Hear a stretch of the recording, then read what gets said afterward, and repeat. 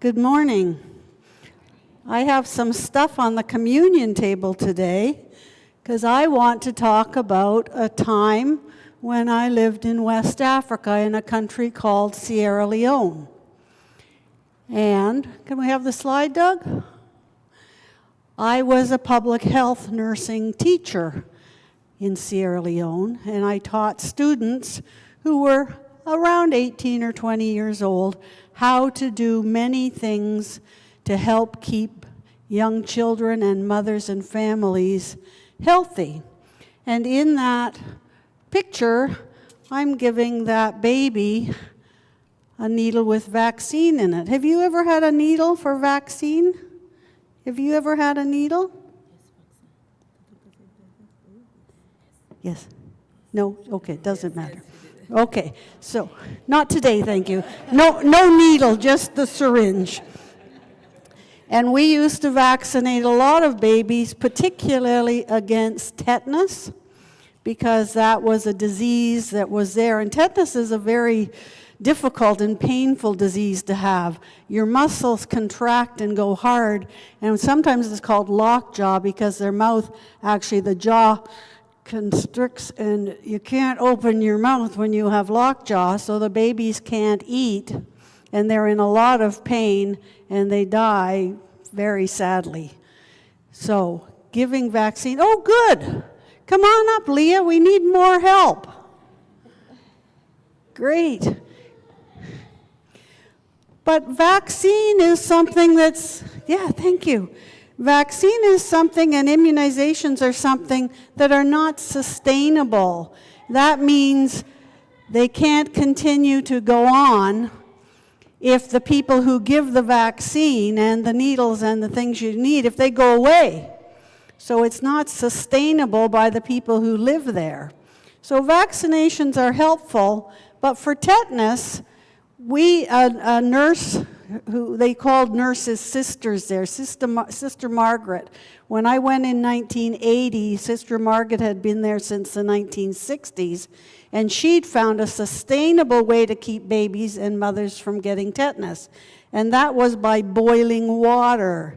Can you go over there, Leah? Do you see what we call the baptismal font, the wooden thing? Can you lift the top and bring me the bowl that's in there? Can you lift the top? Is it too heavy? Great.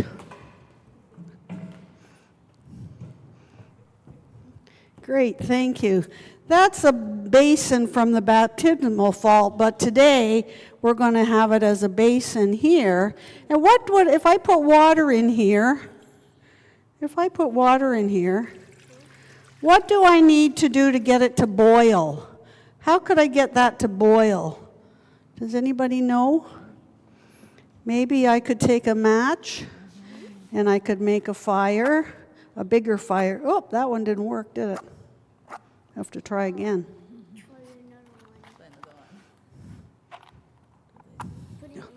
Yes, that's right. We'll put it on there. Okay. So we're just using a candle today. We're just having a little fire. But if you've ever been camping, you can make a big fire and you put the fire under the water in the basin and it will get boiling. That's going to take a long time to boil that water on that little candle. So we'll just pretend. But when this gets to be boiling, it's still cold. Yeah, it'll take quite a long time to get it boiling. Do you know when water boils? How can you tell if water's boiling? You don't want to touch it. You could burn yourself. It gets big bubbles in it. Have you ever seen a pot boil? It goes bubble, bubble, bubble, bubble, bubble, and the bubbles come up. Yeah, okay. So then that's how you know that it's boiling and it's very hot. And let's turn this candle out because I don't want anybody catching on fire. Do you want to blow it? Okay, good, thank you. When babies were born, the babies are very little. And the babies come out of the mom's body, but they're attached with a long cord called the umbilical cord. It's where your belly button goes. Yeah. Well, this baby has one too. This baby has a belly button too.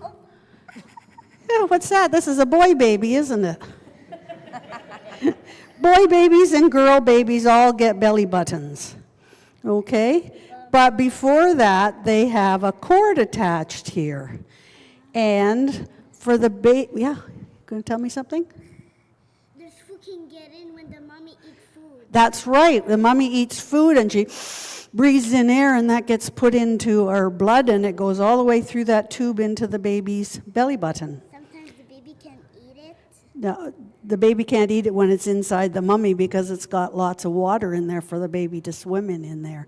But when I was in West Africa, the village grannies, the older ladies like me, used to help the babies get born. Do you want to hold him?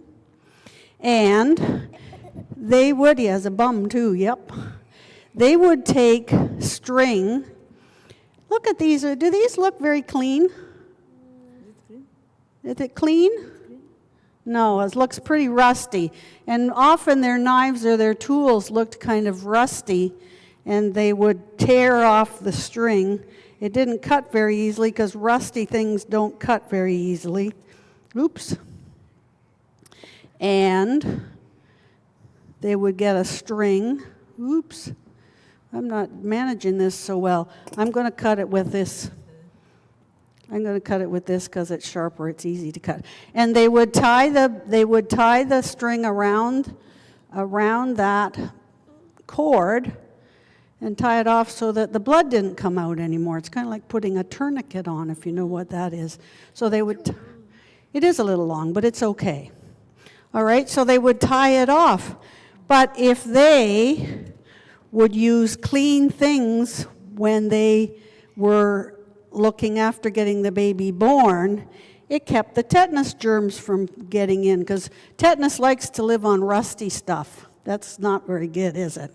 So we taught the village grannies to get aprons. We got aprons made at the tailor. Can you go get an apron? And there's one over there too. Can you get an apron? It's an apron. See it in the front, the orange thing? Yeah, they can get it that way. And can you put that on? Can you put it on? On you? Can you put that on? There you go. I'm like, what?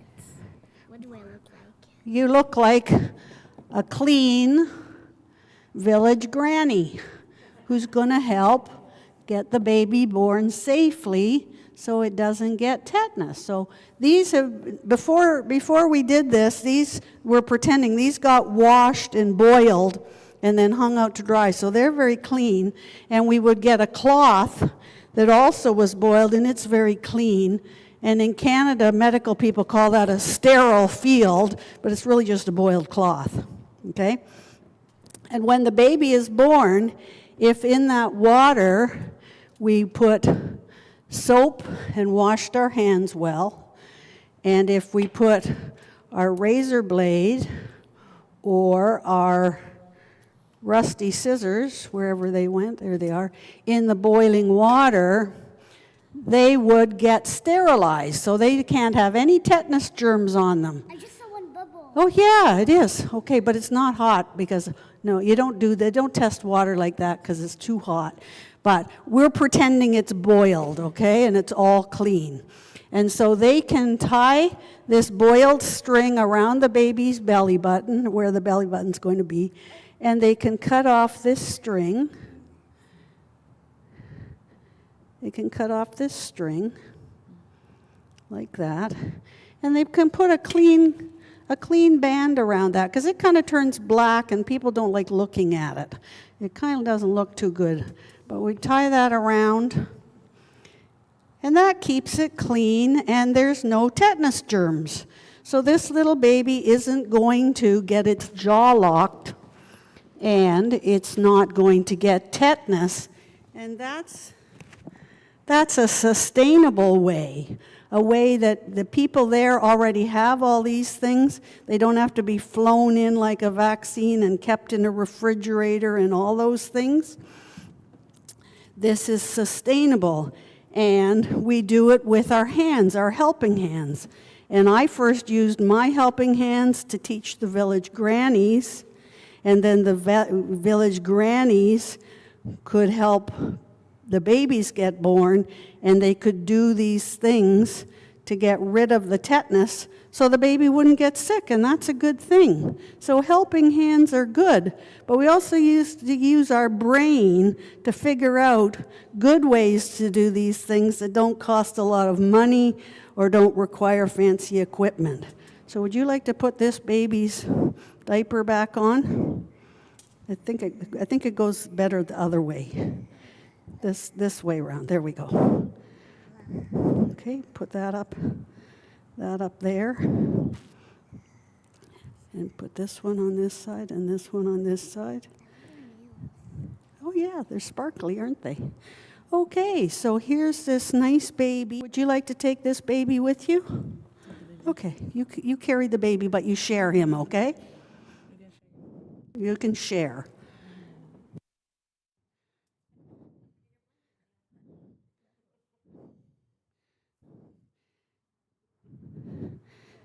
So God in simpleness form, with simple things like water and clean hands and fire, can change by miracle, it seems, the disease of tetanus and having babies stay healthy, and that's good for everybody.